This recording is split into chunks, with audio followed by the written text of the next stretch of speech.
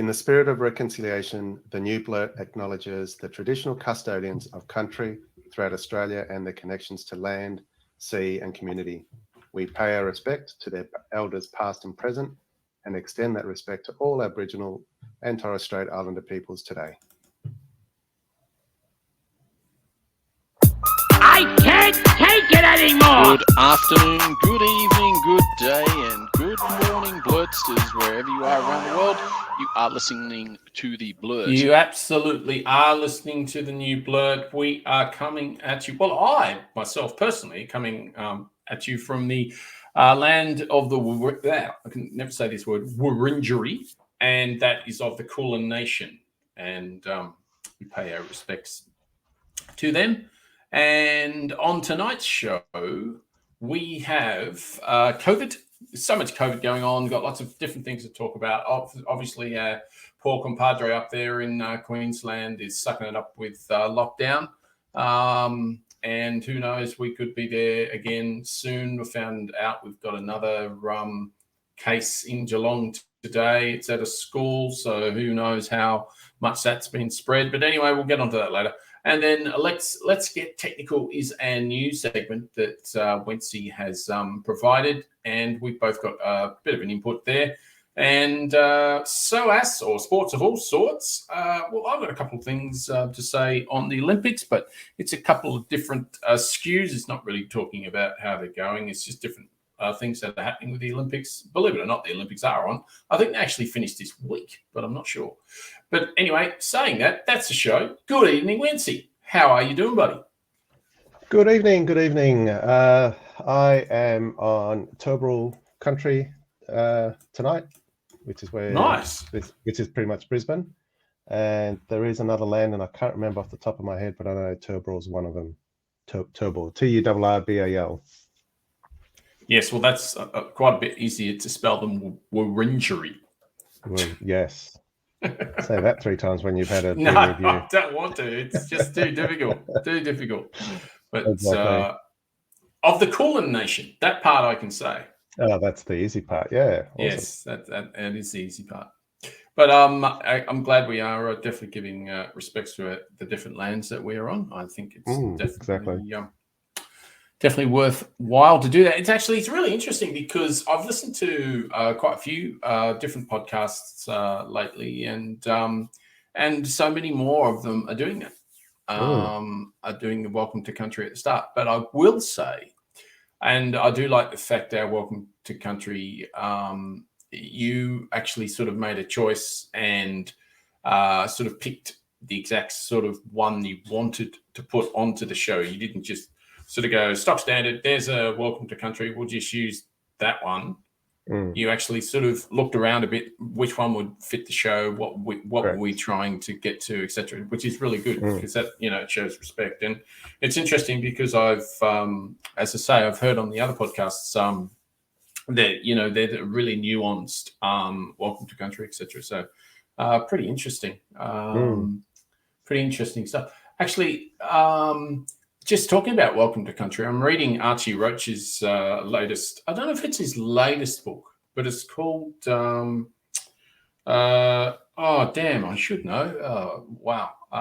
Talk amongst yourself for 2 seconds. It's not in the bookshelf behind you there, is it? No, I wish it was. Damn, that's just annoying. I'm not aware of his book, so I can't help you there. Yeah, no, it's all good. It's called Tell Me Why. It's called Tell Me Why, the Story of My Life. And it's a brilliant story. The reason I bring it up is because in it, he talks about his meeting with Pete Postlethwaite. Try saying that 6 times fast. And that's that guy, a beer. That's exactly right. Yeah, afterwards, just no chance, As a bird flight. But yeah, no. He's a great actor, brilliant English. I can't find the word I'm looking for. Shakespearean type actor. He's got a really good stage presence, etc., etc. He's done a lot of stuff, but unfortunately, the full Monty. He may have been. He's been in so many things. Seriously, if you look up Pete Postlethwaite, you'll just go, "Oh wow!" He's been in that many things. But anyway, the reason I bring it up is because years ago, when Archie went to England to promote his film at the time, and for the life of me, I can't remember what it was called, but it was all about the children being taken away, etc., etc. I actually want to dig it up and find out, because if I haven't seen it, I want to see it. And anyway, Pete Postlethwaite was in that, and Archie was as well. And they got on really, really well. And he ended up being taken to England as part of the promotional tour, etc. And Pete Postlethwaite, that's really killing me, did a welcome to country over there for him. And this was like, you're talking 10, 15, maybe 20, maybe even 25 years ago. So this is how far ahead of his time he was. So you can imagine what sort of response he got in England at the time. Yeah, I can imagine. It wasn't a bad response. It was just what was that? Yeah, absolutely. Right. And Archie was just blown away by it. So awesome. But anyway, so I just bring that up because it was just top of mind. And it was, such a, so anyway, it is a very good thing that we are doing. But anyway, how are you, buddy? Sorry. Oh, I was just going to say, just to finish on the other one, I've never attended a welcome to country, so I reckon it'd be quite interesting to experience. Do you mean just like being somewhere? Sorry, go for it. Yeah, exactly. Where the welcome to country has been done, and you're right in front of it. You can smell the burning of the eucalyptus and all the other stuff that they do. So. Oh, you mean like a proper burning ceremony? Yeah. Oh, right. Okay. Yeah, I'd love to be in one of those, but I haven't been at a burning ceremony. I have been in a situation where an Indigenous elder has given a welcome to country to our team at work. That was pretty cool. Yeah, cool. Especially since it was coming from him. And it was really interesting how he was nuancing it, etc., etc. Yeah. So so that was pretty cool. Yeah. But awesome. But how are you, my friend? Well, what's going on there in Queensland? I heard that the caseload wasn't too great for the ears this morning. No, we're in lockdown. It was started off with 3 days, and I rightly assumed that it was going to go longer, considering how it was all unfolding, progressing, evolving, especially with Delta, as you know, and obviously Sydney know, how quickly it can spread. Yes. And this leads to our first segment. Well, Miles was just jumped straight in. Let's just go to it because it leads straight to it. We might as well, my friend. Might as well.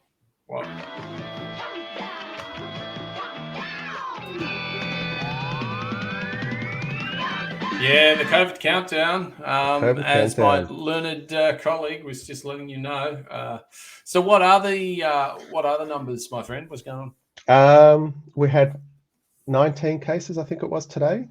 But last Friday, we were in the middle of moving house. Yes. We had already booked our removalists. Yeah, yes. From New South Wales, not, hopefully. Yes. No. Oh, they were? No, it wasn't. Just across the border. No. No, but I did double check with our removalist that they had not come from New South Wales, so I made absolute sure. I bet you did. You did. But yeah, we'd booked the removalists. They'd arrived and they'd already started moving. And then we heard on the news, and we'd already checked our emails shortly before that, so we already knew what was coming. But we got an email from our kids' school saying that they had a case at the school.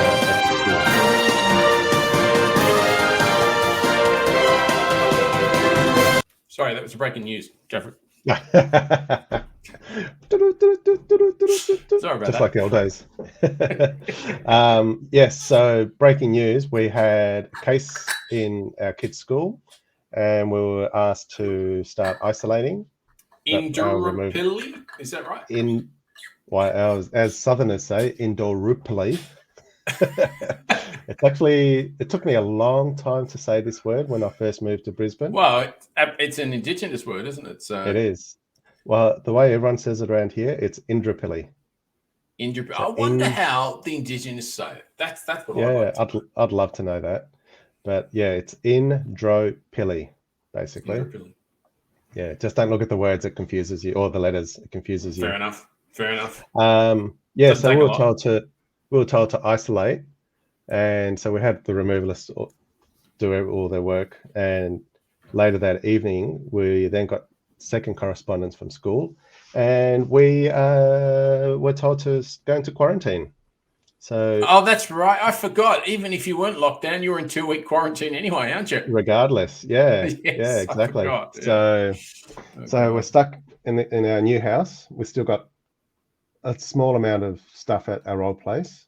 And you're not allowed to go there anymore, are you? No. And I double checked with the COVID hotline here in Queensland with Queensland Health, and they confirmed, yes, that you cannot move. Only for medical reasons is the only reason you can leave your house. So do And you have anything that's valuable still there? a few plant stuff and a few other items. So don't care if they get stolen. Couple But kids. or kids. Hello, Kim. We'll just edit that out. Yes. Well, it won't make any difference because, yeah, I suppose I won't do a heap of editing on this because this will be on the podcast. So you won't see her on the podcast. But yeah. No. Anyway. Where was I? Yes. So no, not much stuff at the old place. We do have 1, maybe 2 days at the end of our quarantine to remove our stuff because our lease actually ends during our quarantine period. So our property manager geez, yeah, it just gets better, doesn't it? Oh, it does. So our lease ends this Sunday, and we're out of quarantine Thursday night, 11:59 p.m. So we've got Friday and Saturday to clear our stuff and clean it. So yeah, it's fun and games. Brilliant. You're just loving life at the moment. The worst part is groceries, because as you know, when you move, you're rationing, or you're getting rid of all your old food so you don't have to transport it. Yes, of course, of course. Yeah, so we get to a new place on Friday when we're told to go into quarantine, and guess what? We've hardly got any food. So yeah, terrible situation. It is. So we ended up doing an order through Woolies on the Saturday. We didn't get it delivered till Sunday, so that's going to tide us over for a few days. When you quarantine, do you, because of the fact that you have to quarantine, do they give you any sort of benefits? Any sort of financial benefits or anything you get when you have to quarantine? No. Well, so what happens? Unless I'm not able to work, then there will be financial compensation. Right. But because that's my point. So if you had to quarantine, and you couldn't go to work and you couldn't do your work from home as you can, you could get financial payments. I believe there will be. I haven't bothered looking at it because I can work from home, so it's not something I've had to worry about. No, we're in a fortunate position. Yeah, exactly. One of the few times I've gone, yay, I work in IT. Yeah, you don't want to say that too many times. No. That was just someone getting out of IT. Yes. Yeah. So, but no, I mean, it's interesting because I'm in the office at the moment, but there's like 4 of us in the office. And it's a really big space. So it's like you're the only one there. Yeah, I can imagine. Which is nice and not nice. It's nice because you've got the quality of being able to have a nice view outside and all the good food around and good coffee and blah blah blah. Yeah. But you've also got the sort of fact that you sort of still feel you're almost at home, apart from the fact you have to get a tram ride home. Yeah, exactly. Yeah. Because you just feel like you're the only one there. Exactly. So, yeah. But I'll be at home that's the downside. Tomorrow. Sorry? You will be there tomorrow? Yes, I'll be home tomorrow and Thursday. That's what I normally do. I do Monday to Wednesday, but as our friend Mickey was alluding to tonight, he's saying he thinks we're going to be in lockdown next week. He's always first with good news. So, the well, benefits of working in the medical industry. yeah. Well, I heard it this afternoon, actually, Mm. that a teacher from our Takwa College, an Islamic college in Yes. Truganina. Yeah, Truganina. Up that way. Yeah. Truganina. One of those has got it, and I don't know how infectious she has been and how or he has been and how long they have been out. So I don't know what the situation is. So it's that only came to light this afternoon. Yeah, it is. Yeah, it did. It's a little bit scary in that last time, unfortunately, this college had heaps of cases. Yes, they did too. That was last year, from memory, wasn't it? Yeah. During the lockdown 3.0. Yep. So that's what I'm a little bit scared about. But it's well, interesting. Let's hope it doesn't get to that. Well, yeah. I hope so as well. I hope so as well. But it's interesting because in Sydney at the moment, they had another over 200 cases today. I mean, Norman Swan's been sort of talking along the lines, and I've heard Beryl talk along the lines as well. That to me, I don't think they think they're going to get their numbers down, and I don't know if they trust their people for that to happen or why they would say that. But that's what it sort of sounds like.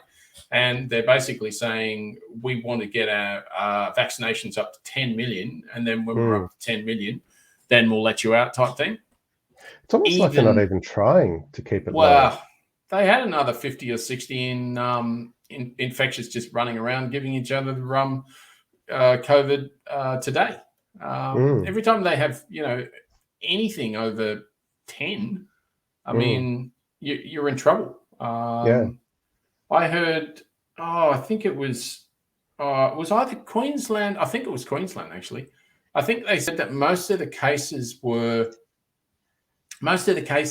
in quarantine or in isolation or whatever, but there was one particular case who'd been out in the public for, I think, 5 or 6 days. Now, that is an issue. Was that here in Queensland? Yeah, I think so. Because we had a pilot, I think it was in Cairns, who possibly had been out for a few days. I read that one as well. Yeah. I know Northern Territory are particularly concerned. Because so much of their population isn't vaccinated. So, and they've got such a large Indigenous population, and unfortunately, these sort of viruses that they never, were ever used to, seem to hit Indigenous populations harder, even harder than. But the interesting thing about the Delta variant as well is that it's hitting kids harder as well. I was listening to a report today in Indonesia that it's hitting 3% of kids under the age of 5 and 11% of kids from the age of, I think, 15 to 11. It's frightening. They're getting 1,000 deaths a day over there. So it's and 27,000 cases a day. And we're seeing that here. I was talking to a Vietnamese friend of mine just this afternoon, and in Ho Chi Minh City, they were reporting around 400 deaths a day because of Delta. Sorry, my bad. Where's Ho Chi Minh City? Southern Vietnam. Oh, wow. Yeah. And how many a day? I think 400 a day, and that's a population from memory, maybe 6 or 8 million people. Could be more. Right. How many are in Vietnam all up? Oh, that I don't know, but it would be in the tens of millions. Oh, okay. So it's not as big as Australia population-wise. Oh, I think it's bigger. Oh, population-wise. Yeah, population-wise. Wow. Let me ask Dr. Google. But Dr. Google how many times can you get Vietnam in Victoria? I'm assuming it's not that big a place. But I could be wrong. My geography may be disgraceful. Vietnam population. Why is this not working? Oh, I know why. Okay. Vietnam population 98 million. That's a big 98 million. in Vietnam. Oh my God. Yeah. That is crazy. And Ho Chi Minh has 8.8 million. Jesus, holy Amazing. mogoly. Yeah. That is That's just a big crazy city. stuff. Yeah. Yeah. Wow. Well, the latest information I've heard about vaccines is obviously we have to wait forever over here for it because we're stone motherless last because we've done such a great job. But in countries that actually got off their ass and did something about it progressively, Israel is now showing numbers overwhelmingly strong protection against a severe disease, but diminished effectiveness against infection. So what they're showing at the moment is that people that got the AstraZeneca or Pfizer, I think it was, the Pfizer, because they had this AstraZeneca scare like everyone else did a while ago.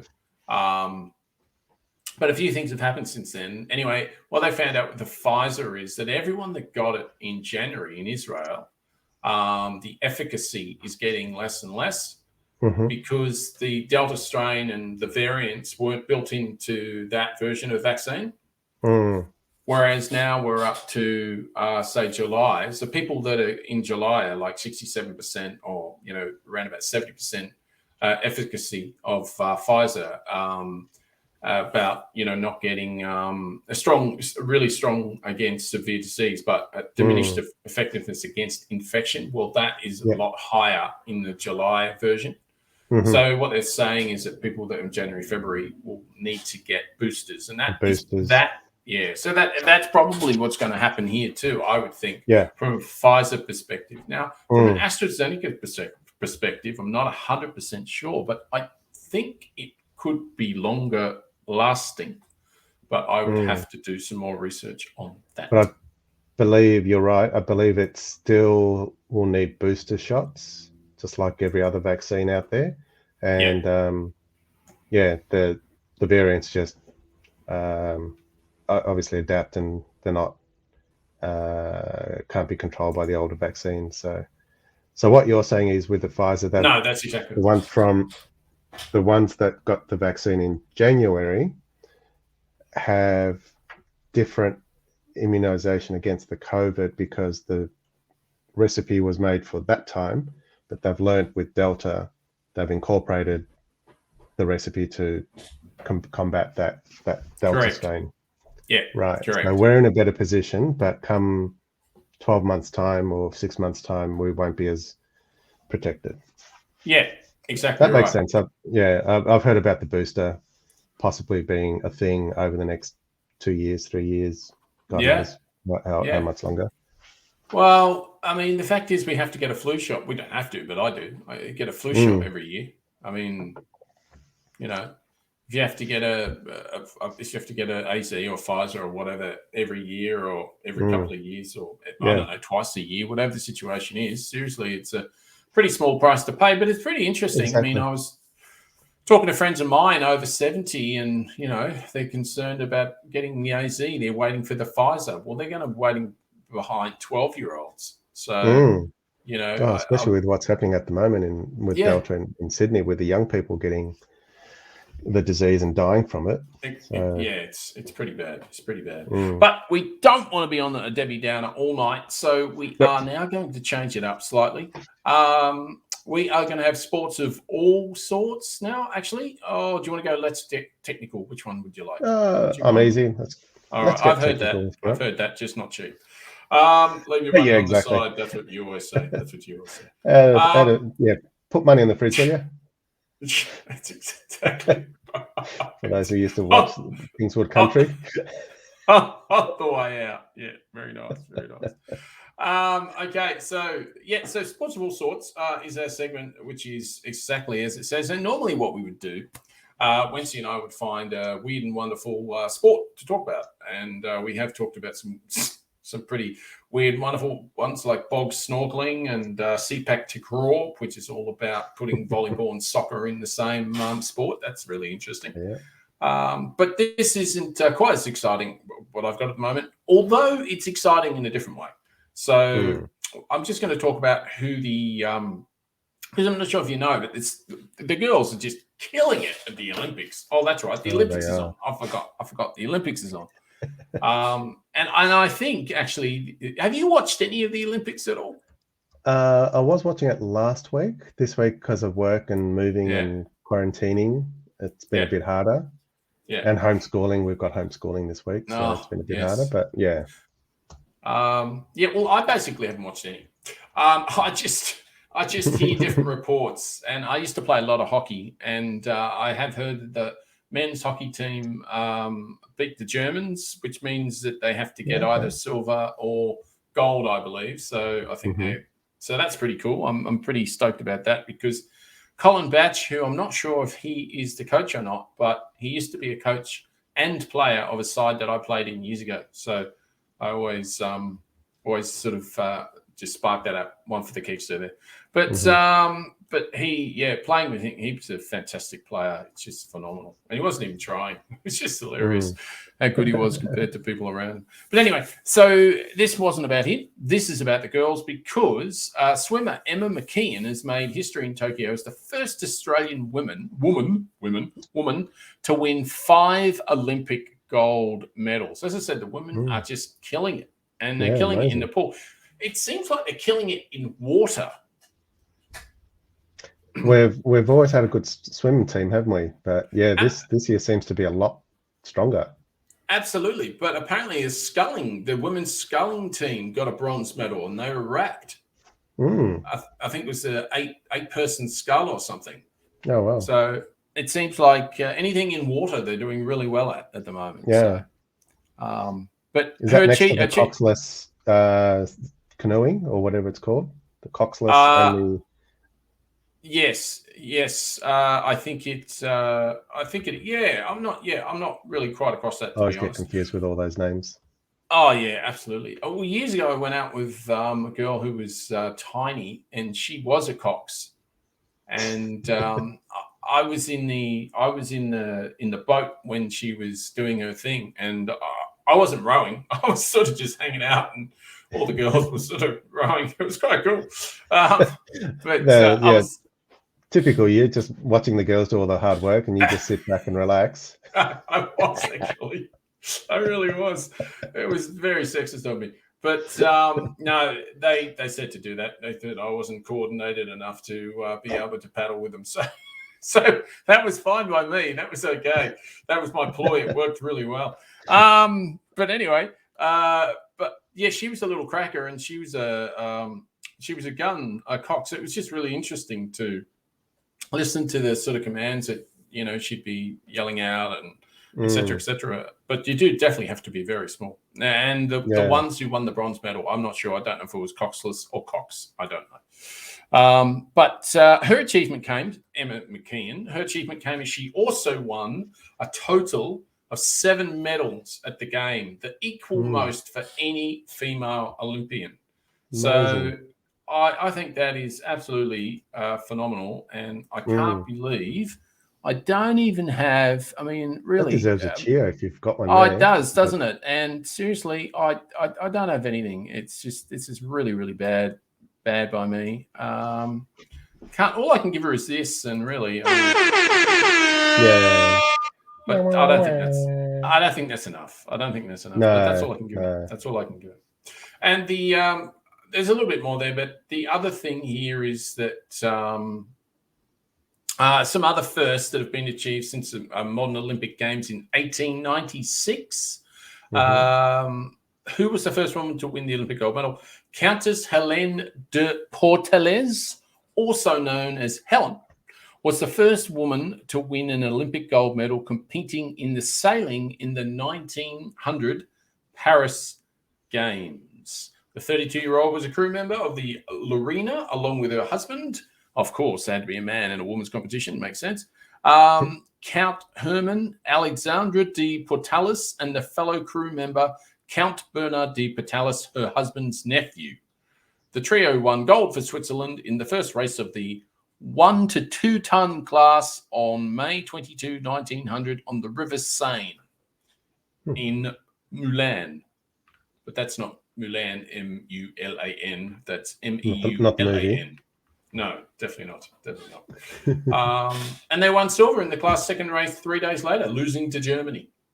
So, so there you go. Bit of history. Years ago, and history being in the making by the girls right now. So this is sports of all sorts. What you got for us, buddy?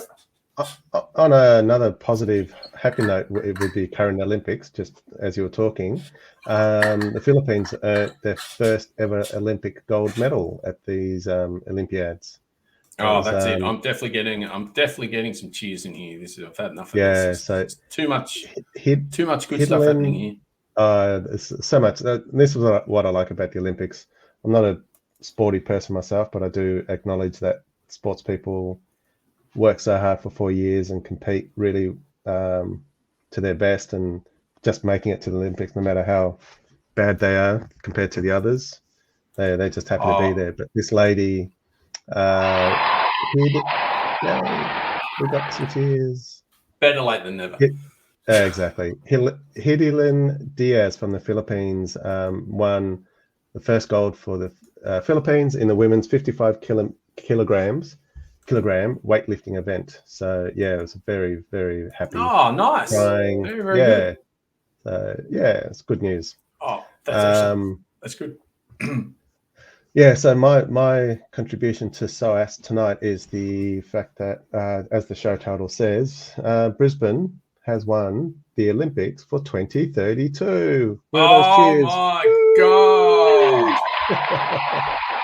Wow. Can't believe it. We talked about it a couple weeks ago. Yes, it was under the wraps. That we're going to win it. Yes, I know. It was on the cards. It was on the cards. Oh, but yeah. Just had to cross our fingers because we were the only contenders for the Olympics in a one-horse race. Which is why I think I said at the time I'd be disappointed if we did not get it. Lost, yes, I do remember you saying that. I tell you what, though, the fallout of that is just amazing. I mean, John Coates is a piece of work, isn't he? That misogynist Paul. Never allow him to try to go as a stand-up, because apparently that was meant to be an attempt at comedy. I'm like, Jesus, man, really? Don't do that. You'll go to jail. Let's hope he wasn't doing a speech at daughter's wedding or anything like that. Oh, yes, I know exactly what you're saying. Oh, yeah. I can't remember the quote that he said, but he basically threw Anastasia Palaszczuk under the bus. No, I know exactly what quote he said. She basically, she didn't get to say anything. No. And he mansplained. I love that expression. He mansplained that she is going to the opening ceremony. No matter, no ifs, no buts. She has to go. You must follow protocol. And I was just like, are you kidding me? Are you doing this on the world stage? Seriously? Yeah. And it was his demeanor, the way he was leaning back. Just showing his power, I guess. Just showing his why you being a dickhead for? Stop being a dickhead. That's what he was showing. Right. All of that. Pretty much. So, but I did a bit of research and did a bit of listening to podcasts, as I do, during the week. And one of the ones I listened to was talking about how much it actually costs to put on a games and whether or not it was good, and why there were so many other countries that didn't go for it, and why they didn't go for it, and to make the game sustainable going forwards, what really needs to happen. Yeah. And it was really interesting because he was saying to put on a good Olympic Games now, it's $40 billion. Jeez. And you don't even recoup that money, I'm sure. Correct. And he said there is no way that you're ever going to recoup that money, because the amount of resources that you're going to need to have to provide will be all the flights and all the accommodation. You'll have to provide a village. Yeah. You have to have a village for journalists as well. Mm. And it just goes on and on and on. Correct. And the other thing is anti-social behavior in that. I think in the last Olympics, or maybe even this one, China. They cleared 1 million people out of the area. Out of the city. Yep. Yeah, because they were poverty-stricken or whatever the situation was. China didn't want them there, so... Yep, out you go. Yeah. So hide the fact that we've got poverty. Don't want the world to see that. But the interesting thing was that he was saying that LA is actually a perfect place to have the Olympics. And to be honest, you could have it there every Olympics. Why is that? Because they've already got all the infrastructure needed. They've already got... Go on. Go for it. No, go for it. No, you go. No, you go. They've already got all the stadiums. They've already got all the villages set up. It's a big area. The only thing I would say, though, is what they don't have is any public transport event of any kind. No. Yeah, it's all by car and buses. But by 2032, you would think that would all be electric cars. You'd hope so. I know with Brisbane and you would hope so. Jesus Christ. What are we? We're talking, 11 years? 11 years. If we're not fully electrified by then, seriously. Oh, my God. I know there are some buses that are being trialled here in Brisbane that are electric. Yeah. So they're doing short runs, short bus routes around Brisbane. Yeah. And so I'm pretty confident that'll expand. So our whole bus fleet in Brisbane is all powered by, I think it's natural gas. So it doesn't have as much emissions compared to regular fuel, which is good. So I've been running that for well over 10 years now. Yeah. But plus nonetheless, Brisbane unfortunately, still a fossil fuel, isn't it? So. It's still a fossil fuel, which is why they're now moving towards EV buses. Yeah. Yeah. Which will be I've great. seen them. They're great. They're fantastic. Yeah, they're great. They're just quiet. You just don't see them coming or hear them. Yeah. You see them, but you don't hear them. It's like Tesla's, exactly the same thing. Yeah, and the golf buggies. They just drive straight past you. You wouldn't even know. It's phenomenal. Oh, it's scary. That's it. It is. Especially with people who have their earbuds or headphones on throughout the day, and they won't hear it. Yeah. Well, I don't know about you. I don't know about you, but but crossing roads or anything like that during the day, I only ever have one earpiece in, so that I can hear anything that's happening. Exactly. But if I'm crossing a road, I'll basically turn everything off. And I mean, you talk about trams and all the rest of it, so you got to keep your wits about you. Although there's not a lot of people walking around, so no, I wouldn't expect it these days. No, it's just trams you got to look out for. But, exactly. But Brisbane's I think one of the reasons why everyone loved it was that fact that most of our facilities are already built. The Gabba, from my understanding, is going to be demolished and rebuilt. So that's going to cost $1 billion. So I don't know why they're going to knock it down when it's perfectly functionable or functioning.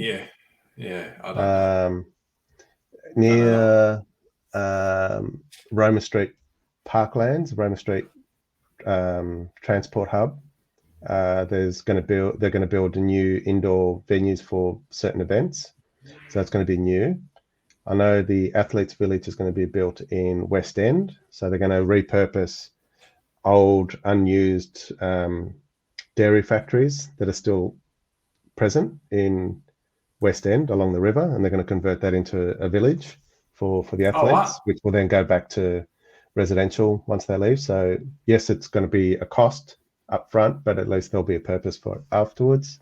And a lot of the events will be also hosted on the Gold Coast. And again, using existing infrastructure. So it's not going to cost us much.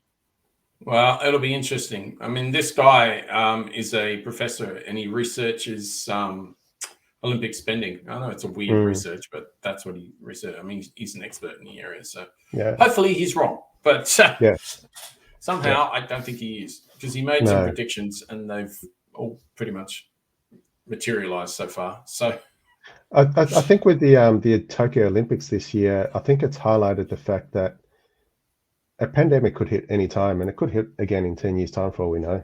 But Yeah. the Olympics just cost way too much. And I think this is a wake-up call to the IOC that the hosting nations should stop spending so much money to host the games. It's really about the sport, not about building new things and never use them again. Just Yeah, for the Olympics. yeah. Well, I mean, that's why the Commonwealth Games in 2006 down here was so good, because we already had so much of the resources already. Yeah, You know, we've got the MCG, we've got the Amy Park, the swim centre in Albert Park. Yeah, It's all there. absolutely. Yeah, absolutely. So I'm glad we've got it, but I hope I'll get to go to it, even though I joked a few weeks ago that I'll come to Melbourne just to avoid the crowds. Yeah, no, you'd be crazy to. If you've got an opportunity and it's in your backyard, you should definitely take it. I mean, that's when it was down here in 2006, you know, I mean, it was hard. It was so hard to get a ticket. I was just lucky that Ness was working in it, so I could go to a few things, which was good. Yeah, I remember really I was trying to get some tickets for the swimming and diving and stuff like that, but I just couldn't get tickets. You should have asked me at the time. Yeah, I should have. I didn't know you. I didn't know you back then. I didn't know you. No, we hadn't met. Yeah, no. Which is a shame because Ness could have got tickets. Yeah. So, but anyway. Look, I reckon we might call it there tonight. Let's get technical. I will get a sting for it, and I think maybe we might do that in the next show. Yeah, we might need a closing ceremony for this one. Yes, I think we do. But do you know what? I don't think I've got a closing ceremony. I've got. Let's see what have we got here. What can we do? I'll just see what's about. Let's see. Fireworks? Do you have fireworks? Fireworks would be good. It's usually seen at closing ceremonies.